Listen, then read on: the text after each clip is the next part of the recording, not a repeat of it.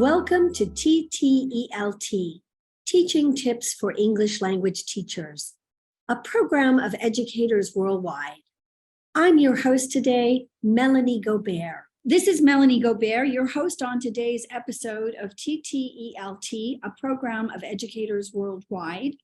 Joining us today is Seetha Saragan.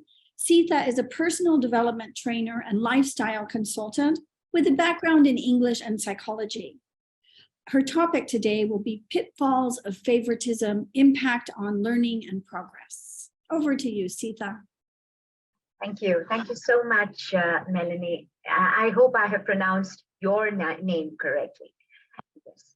So thank you very much. It is great to be a part of this global initiative, which is, of course, spearheaded by TESOL. Thank you very much. So when I talk about favoritism, I would always like to talk a little bit about my childhood days. Now, you may wonder why, because as a student, I was never a good student in class. So those of you who are teachers and those of you who have been students with teachers who had shown favoritism would be able to probably identify a little bit with what I have to say. So what I had personally felt or experienced was that favoritism, it tends to kind of decrease our desire and motivation to know a little more, especially if you are amongst a lot who's not very, very interested in school and subjects.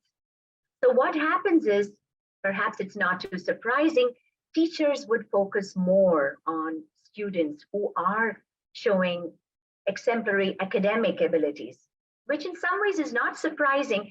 At the same time, it is, I think, a subject that needs to be looked at a little deeper so that children who may not be doing exceptionally well are given the same opportunities, the same level of encouragement that a child who is showing exemplary academic brilliance is receiving.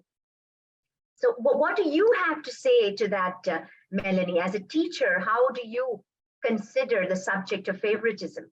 Well, let me ask you, I'm interviewing you. How do teachers display favoritism? I think it is probably when you are having any kind of activities that some extracurricular activities that many a time teachers tend to sometimes focus on students who are doing well in their subjects. So there is a presumption or an assumption, let's put it, that they would be also extraordinarily doing well in the extracurricular activities as well, which may not be the case, because I think, as we all know, every child is very special and every child has their own very unique set of inherent potential and talents, which is sometimes overlooked because of favoritism. And in the long run, I think, I'm sorry, you were about to say something. I was just going to finish your thought. Go ahead.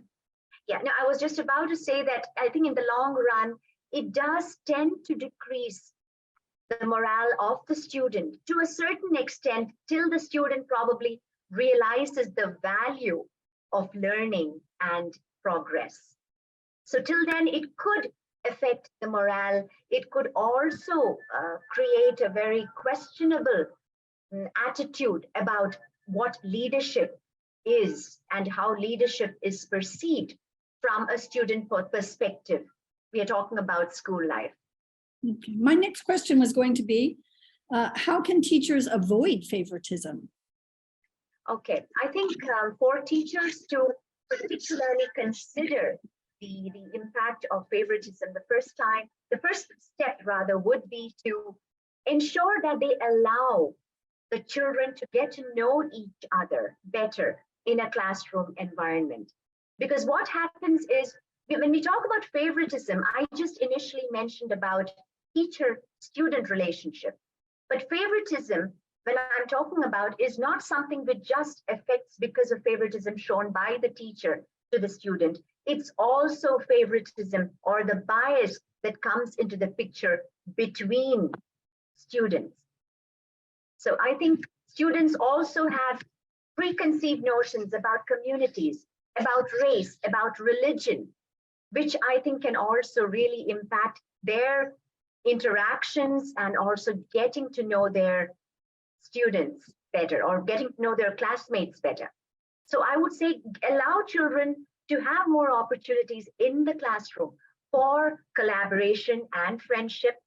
And also, I think this will not just make their relationships better, and help them engage better when it comes to schoolwork and project work, and also make them feel more protected and secure as a student and being part of a learning environment. The second one would be to have children be from different communities and nationalities sit together to be a part of an activity that involves asking each other questions. Questions, of course, which are very much age appropriate. But for example, how do you describe a true friend? Describe your biggest failure. And of course, less personal questions, which could be about, which country would you prefer to live in? And at the same time, their beliefs about gender. What games do you think can be played in sports? And such like, because it's going to give the children some kind of an insight into what goes into being biased or having assumptions about different communities and nationalities.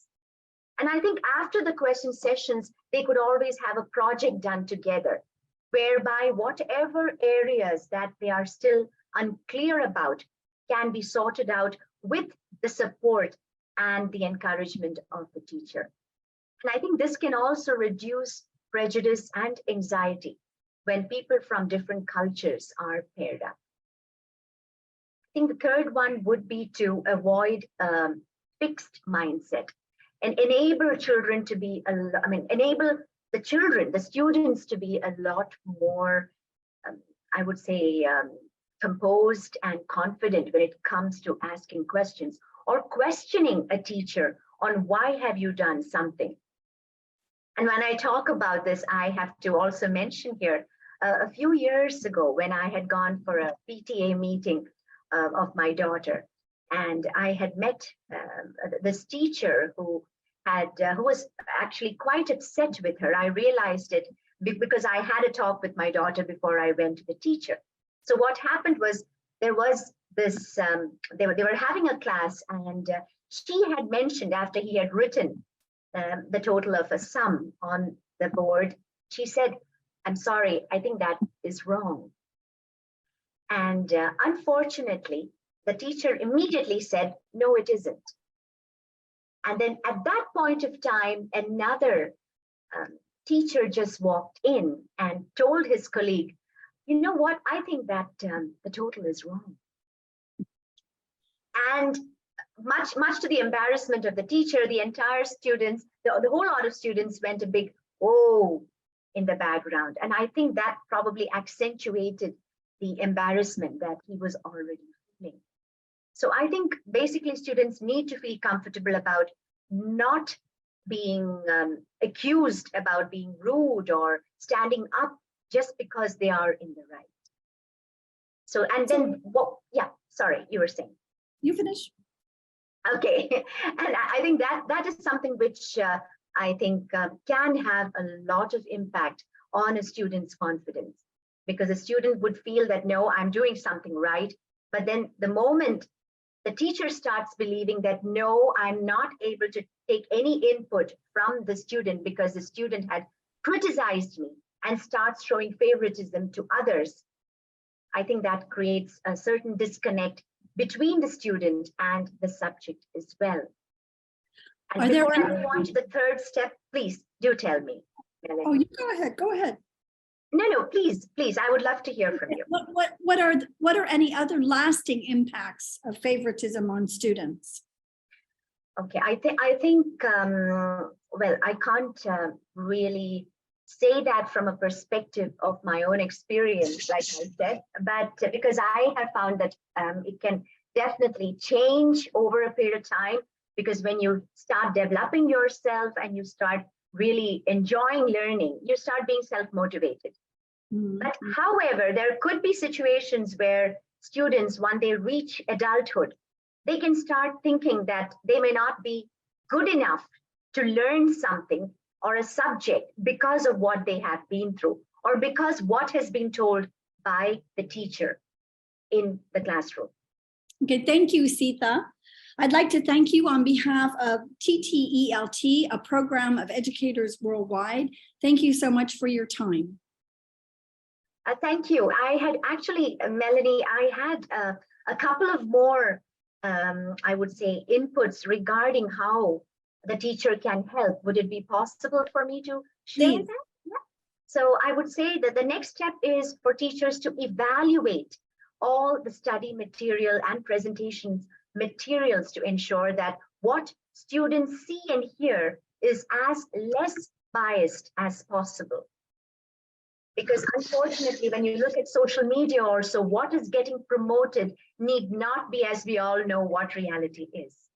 So that is another thing. And as far as teachers themselves are concerned, or educators or trainers, all of us are concerned, if we believe that there is a certain bias that we have towards anything or any community or any concept, I think it's important that we seek help. We can always talk to people who may be in the profession who can clarify these matters for us so that we are less biased and less unconsciously biased also. And I think last but not least is to provide an environment where students feel valued, appreciated by acknowledging the cultural festivals and holidays of all the students in the classroom. Okay, once again, thank you very much, Seetha.